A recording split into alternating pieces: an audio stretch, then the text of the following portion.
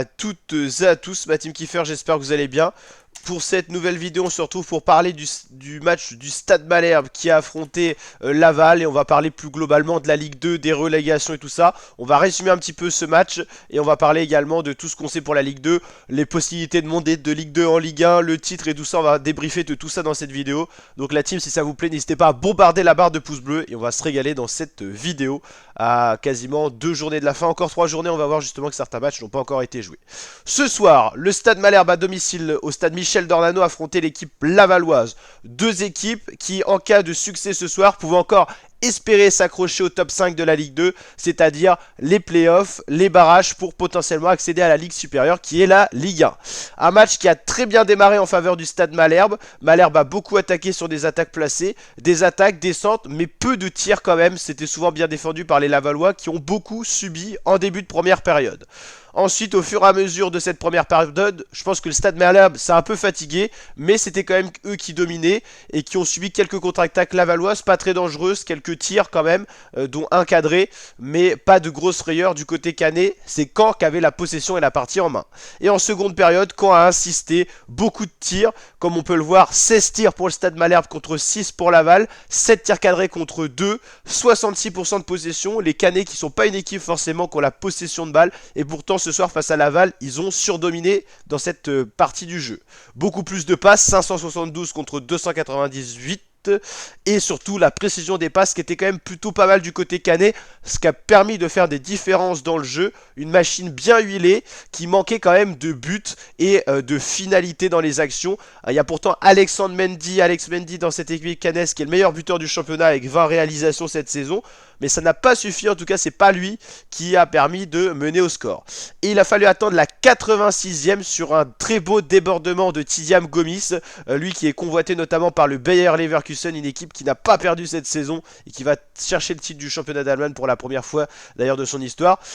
Tidiam Gomis qui a fait un très bon débordement, qui a mis les défenseurs lavallois un peu en péril. Il y a eu une frappe, Bilal Brahimi reprend le ballon et va mettre le but au fond. Samassa, le gardien de Laval, qui a vraiment été très performant, mais en tout cas sur cette remise et sur ce quasiment compte favorable pour Bilal Brahimi qui était dans la surface, il a pu mettre le ballon au fond et c'est le plus important.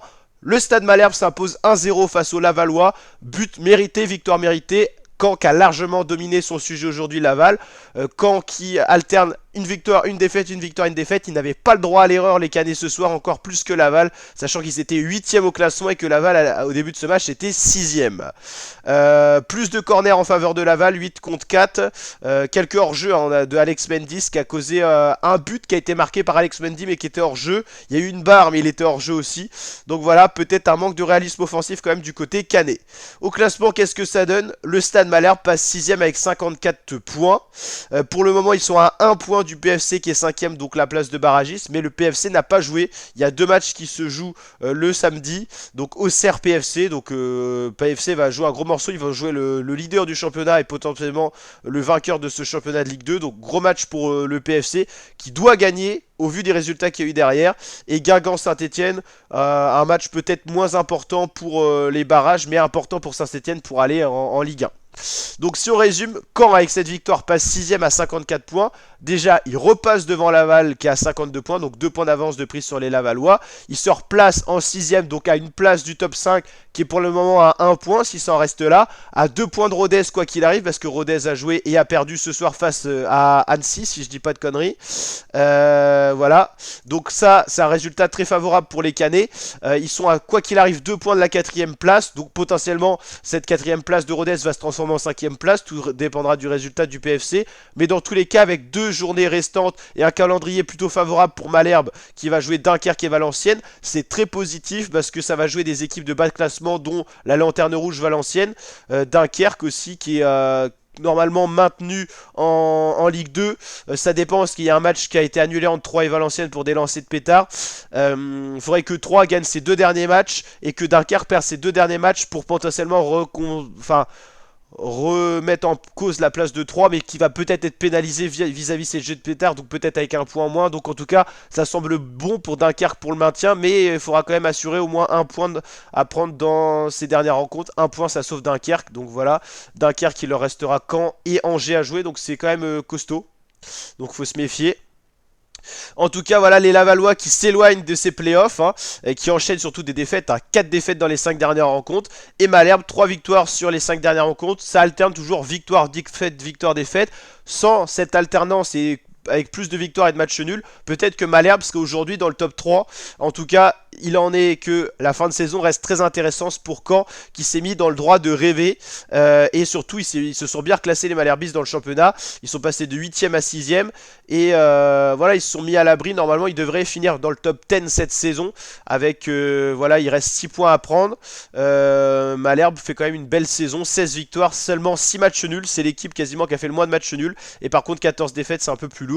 Donc pour l'instant, provisoirement, à 1 point du PFC, on l'a dit, à 2 points de Rodez. Bon, on a compris que le top 3 était inaccessible. Dans tous les cas, Caen ne pourra pas revenir sur Saint-Etienne, Angers, Auxerre. Le maximum de points possible à prendre pour Caen, c'est 60. Mais en tout cas, fin de saison intéressante pour les Malherbistes. On l'a dit, il va y avoir des matchs intéressants. Auxerre PFC, Guingamp, Saint-Etienne. Auxerre pour essayer d'assurer sa victoire du championnat dès le prochain match. En cas de victoire d'Auxerre face au PFC, ça ferait 70 points pour Auxerre. Mathématiquement, Angers peut faire 70, mais au niveau de la DB, Auxerre gagnerait le titre quoi qu'il arrive. Donc si Auxerre bat PFC, Auxerre sera sacré champion de Ligue 2 et retrouvera la Ligue 1 la saison prochaine. Angers a gagné ce soir, ça leur a permis d'espérer encore quelque chose dans le championnat. Tout dépendra du résultat d'Auxerre PFC. Angers qui a gagné face à Pau, ce qui a mis les Canets dans une bonne position parce que on va dire que ce soir les équipes qui étaient concurrents directs pour les playoffs, Rodez a perdu, PFC a pas joué donc ça on ne sait pas encore. Pau a perdu, Laval a perdu face à Caen, donc Caen s'est mis dans une très bonne position et maintenant il n'y a plus beaucoup d'équipes qui peuvent jouer ces playoffs, hein. Même Laval je pense que c'est foutu parce que ils ont 3 points de retard sur le 5ème et peut-être potentiellement plus si PFC gagne demain. Donc en plus avec une DB de -5, des rencontres difficiles à venir pour Laval, ça semble quasiment foutu. Il y aura 3 et Guingamp, on sait que 3 ils sont très énervés. Guingamp ça joue bien. Guingamp qui a d'ailleurs gagné ce soir, mais qui est trop loin des playoffs, hein. 5 points c'est injouable. Sachant qu'en plus ils sont 9e. Donc voilà, à voir. En tout cas, tout reste incertain pour le 4, 5, 6e, 7e de ce championnat.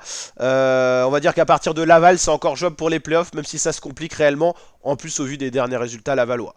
Donc vous l'avez compris, saison très intéressante. Il faudra attendre la totalité de la fin de cette 36e journée pour vraiment débriefer. Mais ce qui est intéressant pour les Canets, si on revient sur les Canets, c'est qu'ils jouent Dunkerque et Valenciennes, deux équipes qui sont en bas de classement. Dunkerque, une équipe historiquement nationale, Valenciennes en grande difficulté cette saison. Quand par exemple des équipes comme PFC vont affronter donc Auxerre qui a un match en retard, mais Guingamp et Bastia, très difficile de jouer les Corses en déplacement. Donc déplacement à Bastia en dernière journée, ça sera compliqué. Guingamp, une équipe qui est difficile à jouer cette saison, donc le PFC n'est pas avantagé. Et Rodez qui va jouer Saint-Etienne à domicile. On sait que Saint-Etienne veut s'accrocher aux places directes de passage en Ligue 1 en faisant deuxième ou premier. Et il y aura la réception d'Ajaccio. Donc voilà, un calendrier beaucoup plus favorable pour les Malherbistes. On peut croire à ces playoffs qui étaient encore peut-être hors d'espoir il y a quelques temps. Mais en tout cas, voilà, en tant que supporter Malherbiste, on a une fin de saison qui s'annonce passionnante avec peut-être des matchs en plus, peut-être plus de 2 matchs. Si les 2 derniers matchs se concluent par des victoires et qu'on a des résultats favorables à côté, peut-être les playoffs pour le Stade Malherbe de Caen qui pourra peut-être célébrer un potentiel retour en Ligue 1. Ça sera compliqué. Je vous ai expliqué en vidéo d'ailleurs ce que c'est que les playoffs. D'ailleurs vous avez les vidéos du SM Caen sur la chaîne YouTube qui est plutôt pas mal, c'est pour ça que je voulais vous en parler. Et si vous allez sur ma chaîne YouTube, vous avez ça, fonctionnement des barrages et des playoffs. Tout expliqué, comment passer de Ligue 2 à Ligue 1.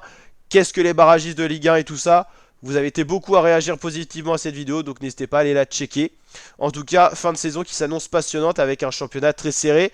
Sinon, qu'est-ce qu'on peut dire? Valenciennes, on le savait, quoi qu'il arrive, ils sont relégués. Concarneau, Quevilly, vis-à-vis de leurs résultats ce soir, sont relégués en national. Il y a 4 descentes, parce qu'on va passer une Ligue 2 à 18 équipes. Et 3, potentiellement avec 6 points, ils peuvent revenir à la hauteur de Dunkerque. Tout dépendra de la décision qui sera prise, la sanction qui sera prise pour les supporters qui ont lancé des pétards sur la pelouse. On sait que les supporters peuvent influencer les points du classement. Maintenant, il y a des sanctions qui sont mises en place. Donc, si 3 est sanctionné par une défaite sur tapis vert ou des choses comme ça, parce qu'ils étaient à domicile, ils peuvent être relégués dès cette 36e journée. Et voilà, officiellement, Annecy est maintenu en Ligue 2, parce qu'ils ne peuvent plus être rejoints. Ils ont 5, 6, 7 points d'avance sur le premier relégué. Donc, ça suffit, sachant qu'il reste reste 2 journées. Donc Ajaccio, Bastia, tout ça c'est maintenu, Bordeaux, Grenoble, voilà. Voilà, c'est une partie classement qui est pas très intéressante, mais au moins ils sont maintenus parce qu'ils ont plus rien à jouer en montée et tout ça. Et puis pour l'instant, on le sait, le premier et le deuxième montent direct en Ligue 1. Donc pour l'instant, Auxerre est très bien parti pour monter en Ligue 1. Angers aussi, mais il faudra attendre le résultat de Saint-Etienne. Si Saint-Etienne demain gagne ou fait match nul, il repasse deuxième. Donc Angers serait officiellement en play-off, en barrage. 3, 4 et 5 c'est les playoffs et 1 et 2 c'est passage direct en Ligue 1. Et puis on suivra bien sûr la Ligue 1, il va y avoir des matchs à venir avec un intérêt pour les relégations éventuelles et pour le barragiste qui concernera les équipes de Ligue 2. Pour l'instant Clermont-Lorient serait relégué en Ligue 2. Lorient qui a encore perdu ce soir, ils sont quasiment sûrs d'être en Ligue 2. Hein. Il reste 2 journées, bon voilà, on sait-on jamais. Metz qui est en barragiste pour l'instant, donc à voir. Pour l'instant, ce que ça donnerait, ça serait Auxerre-Angers en Ligue 1. Mais bon, après là, c'est hypothétique parce que Saint-Etienne a un match de retard, PFC aussi.